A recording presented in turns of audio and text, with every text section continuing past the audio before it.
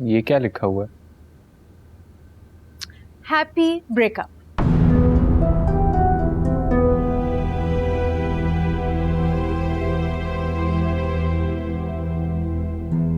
मुबारक। ये सब क्या तमाशा है? और ये किस बात की सेलिब्रेशन हो रही है? ये हमारी ब्रेकअप की खुशी की सेलिब्रेशन है। या अल्लाह, ये लड़की तो बिल्कुल ही बावली हो गई है। सना, ये सब क्या है? दादी, आप लोगों को सेलिब्रेशन चाहिए थी ना? मैंने सोचा हम अपनी ब्रेकअप को सेलिब्रेट कर लेते हैं। आई नो थोड़ा डिफरेंट है, लेकिन इसमें कुछ गलत तो नहीं है।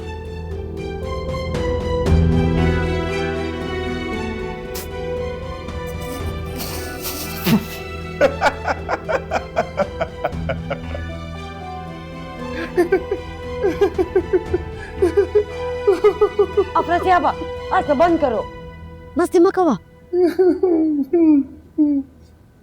तुम्हारे लिए ये सब मजाक है? नहीं, मैं असल में खुश हूँ कि हमारी शादी नहीं हो रही। तुमने हमें हमारी बेइज्जती करने के लिए क्यों बुलाया? आंटी, आप हाइपर मत हो। इनफ। मैं समझता था कि तुम एक समझदार लड़की हो और तुम ब्रेकअप को सेलिब्रेट कर रही हो। हाँ, तो इसमें गलत क्या है? मुझे तो आइडिया काफी कूल लगा था। मेरा बेटा ही इस पे आशिक हुआ जा रहा था। यकीनन इसकी तरबियत में बहुत कमी रह गई है। ओह एक्सक्यूज मी आंटी जी, अपने जज्बात को जरा ब्रेक लगाओ। हमारी बच्ची की तरबियत के बारे में मत बात करना। इसकी एक नहीं दो माएँ हैं, so just you shut up. लेकिन सगी और सौतीली में फर्क होता है।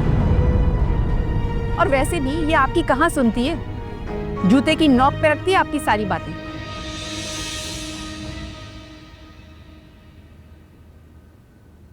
और तुम्हारा जो ये एटीट्यूड है ना, हर मामले में बस अपनी ही मर्जी चलाना, तुम कभी किसी के साथ खुश नहीं रहोगी। एक मिनट, तुम्हें भी फिलहाल अंदाजा नहीं है तुमने किसे खो दिया है। मैं तुम्हारा बहुत ख्याल करती थी, तुम्हारे साथ बहुत सारी मेमोरीज बनाई हैं, तुम्हारे साथ इमोशनल अटैचमेंट हो गई थी, लेकिन तुम इसे इमोशनल ब्लैकमेल की तरफ लेके गए। और तुम्हें पता है तुम्हारी गलती क्या है? तुम्हारी गलती ये है कि तुम खुद से फैसला लेने की सलाहियत नहीं रखते। मैंने तुम्हें कहा, निकाह के फौरन बाद रुखसती नहीं हो सकी है, तुम मान गए। तुम्हारी अम्मी ने कहा कि रुखसती तो जल्दी हो गई, तुम फिर मान गए। इस वजह से कॉन्फ्लिक्ट पैदा हुआ और हमारा निकाह कैंसिल हुआ। अब अगर आज तुम्हारी अम्मी मेरी बात मान जाए, हमारा निकाह हो जाए और रुखसती बाद में हो, तुम एक दफ़ा फिर मान जाओगे। मसला ये है, तुम्हारी अपनी कोई राय नहीं है। लेकिन मैं क्यों मानूंगी? आपको मानना भी नहीं चाहिए, आप अपनी जगह बिल्कुल ठीक है।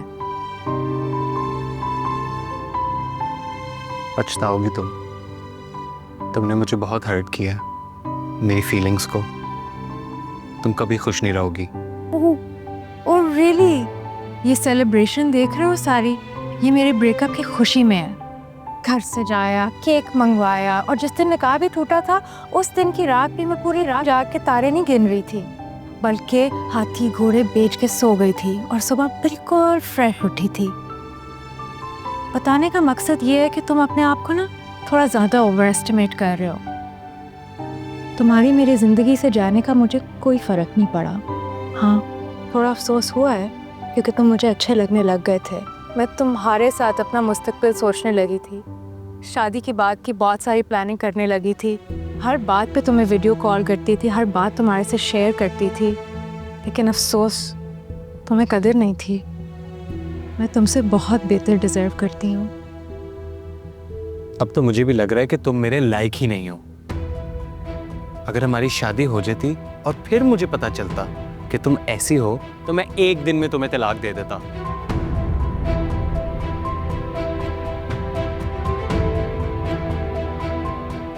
और हाँ सना, याद रखना, मेरे जैसा लड़का तुम्हें कभी नहीं मिलेगा। कहते हैं दुनिया में एक शक्ल के 7 लोग होते हैं, तुम्हारे जैसे बाकी 6 पे भी लानत। Get out. अब चलो, या थोड़ी और बेइज्जती करवानी है?